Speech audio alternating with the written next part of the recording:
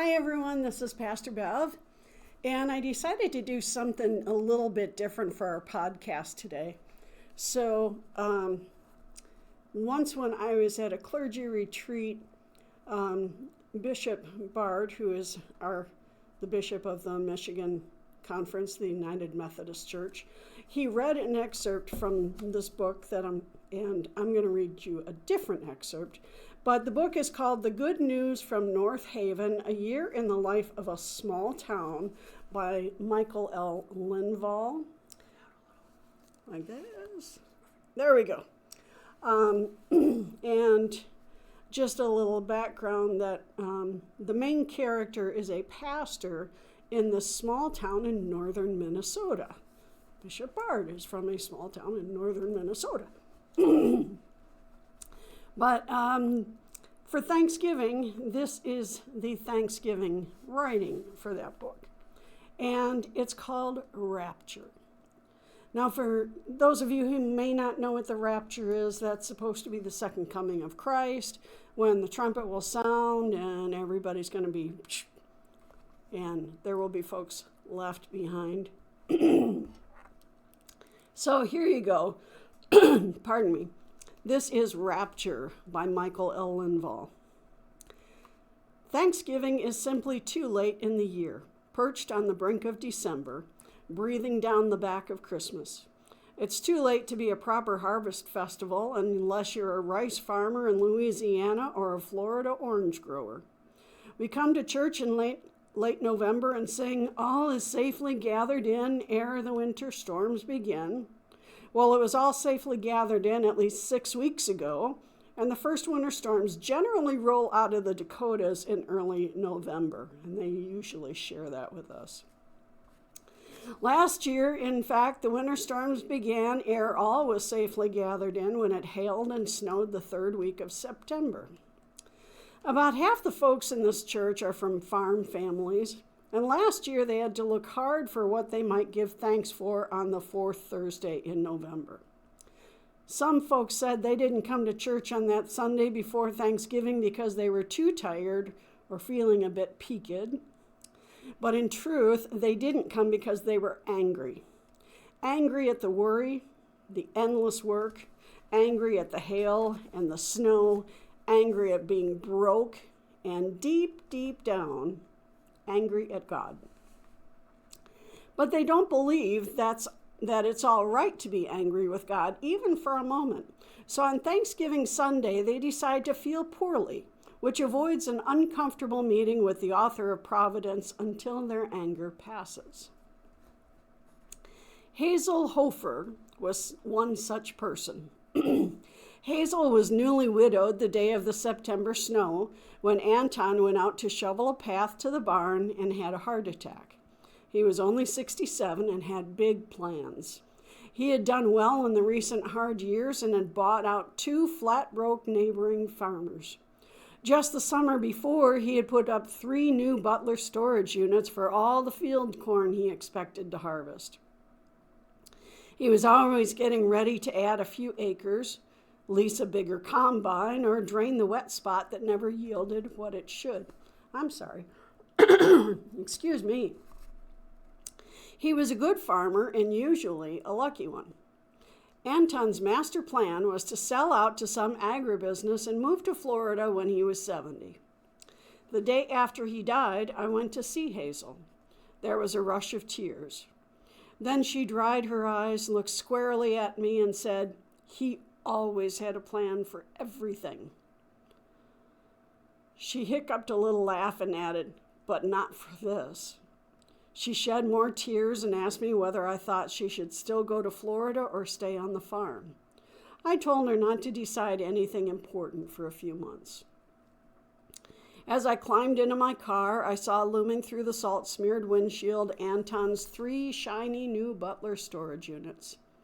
I thought of the story in Luke's gospel about the rich man whose land brought forth plentifully and who built bigger barns and sat back in self-satisfaction and said to his soul, "Soul, you have ample goods laid up for many years. Take your ease, eat, drink, be merry." In other words, buy a condo in Fort Lauderdale. But then God says, as he still often does, fool, this night your soul is required of you, and the things you have prepared, whose will they be? Well, in this case, they were all going to be Hazel's, who could have cared less. She had been to Florida and thought that it was too hot and even flatter than Minnesota. She never really wanted to move, but Anton had always planned on it. I put the car in reverse and tucked this little seed of a sermon away to germinate.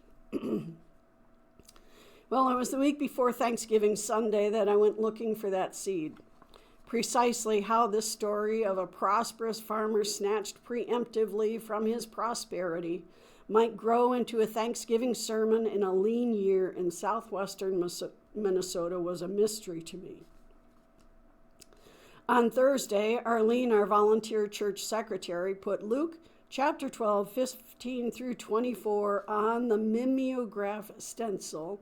Yes, this book is slightly dated. And asked me what the sermon title was going to be. I said, "Give thanks all the days of your life."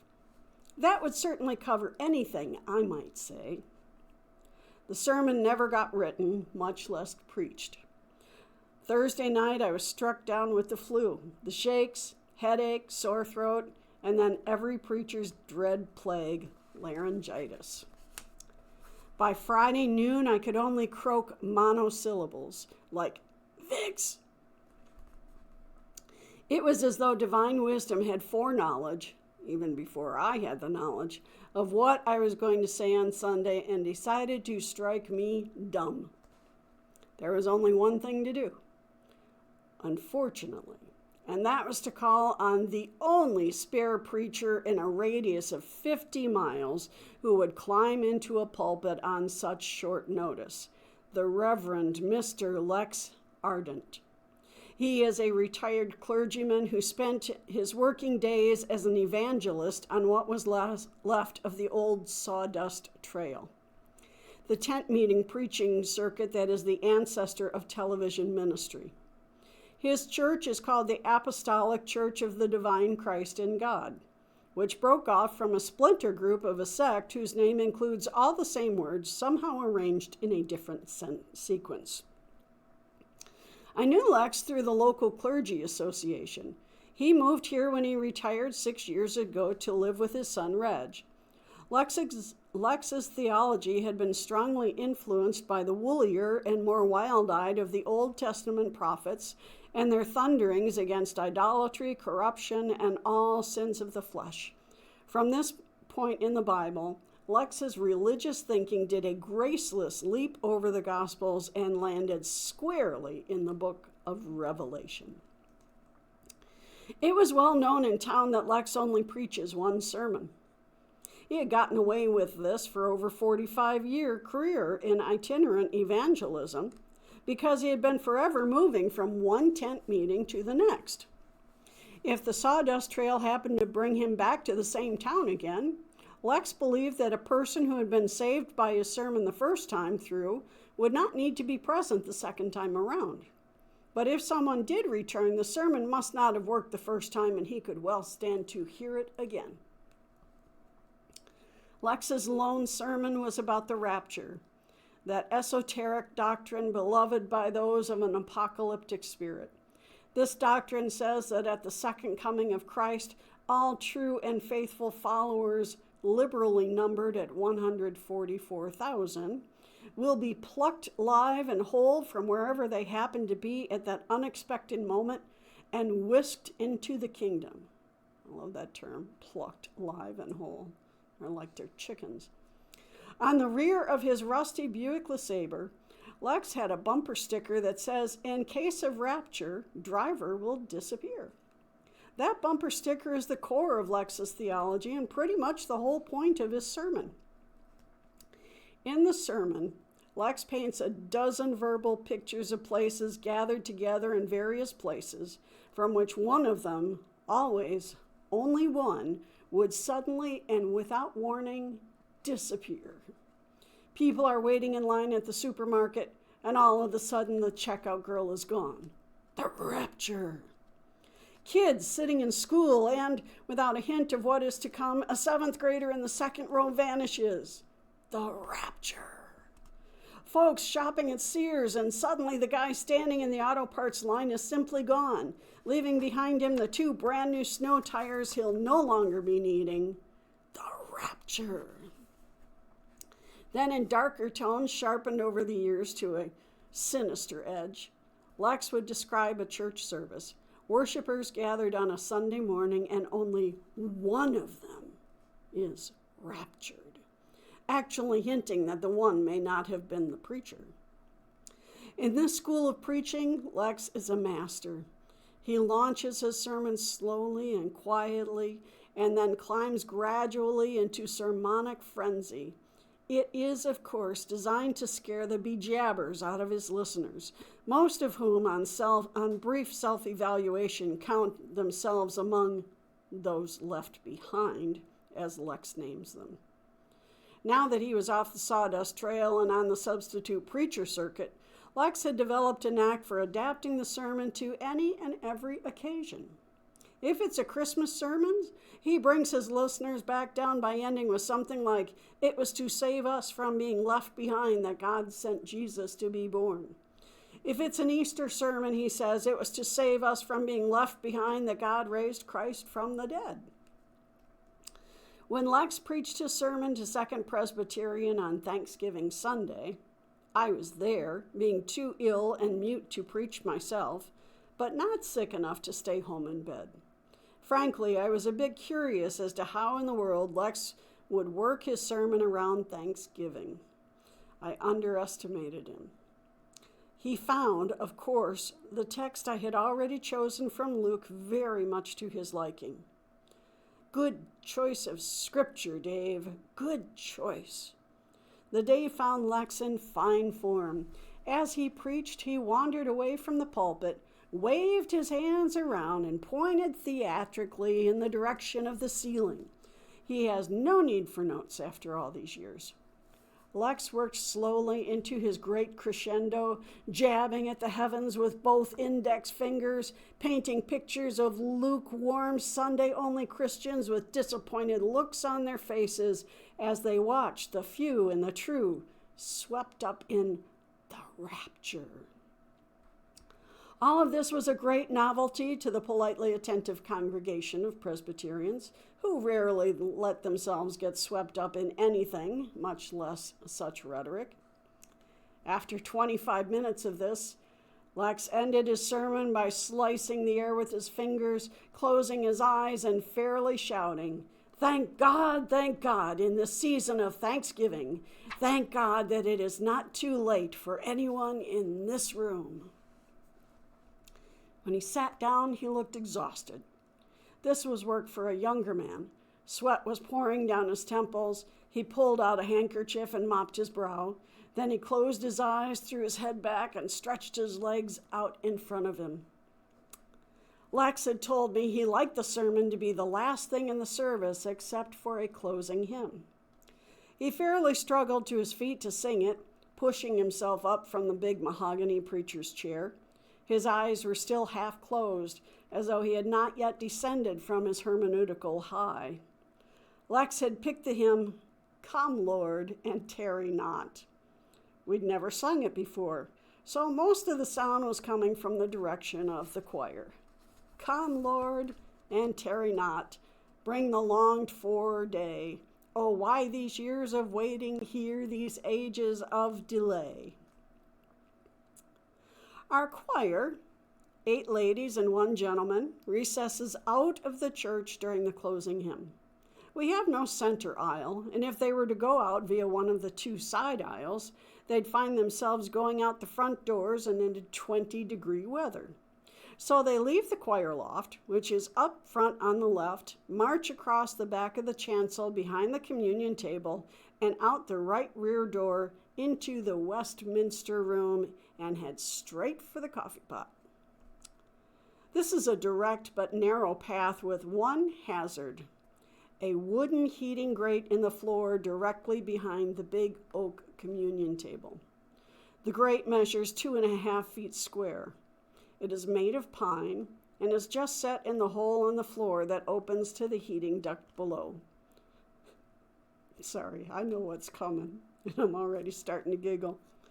The duct bends at a right angle about 3 feet down before continuing on to the old hot air furnace.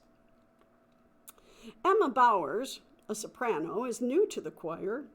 She's a small woman and gives herself another 3 inches of height by wearing those spiked high-heeled shoes that faded from fashion 20 years ago, although they're back in fashion now. As she passed over the heating grate that Sunday morning, her right heel went into one of the little square holes and lodged there tight. The processing choir, hymn books in front of their faces and open to page 233, slowed as Emma tugged to free her foot. I guess the shoes were old and tight. Her shoe stayed on and the heel didn't break off. On her third and mighty pull, Emma lifted the whole grate, which wasn't so heavy, right out of the duct and moved on. Trooper that she is, walking as if she'd been shot in the leg, but was trying not to notice. I'm sorry, that's just such a funny visual of someone getting their heel caught in a grate. I've had it happen. But if you've seen one of those in old churches, they are huge.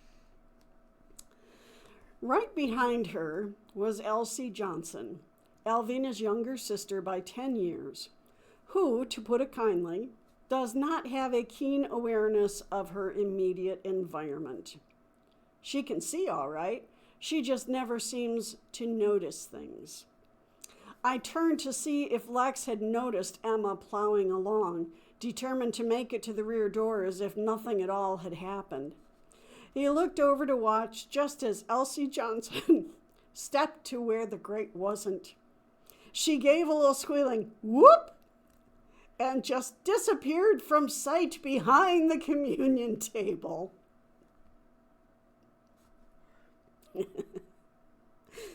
Lex dropped his jaw in a flabbergasted gape. His eyes went wide, his hymn book slipped from his hand, and then he shut his eyes tight. The rapture!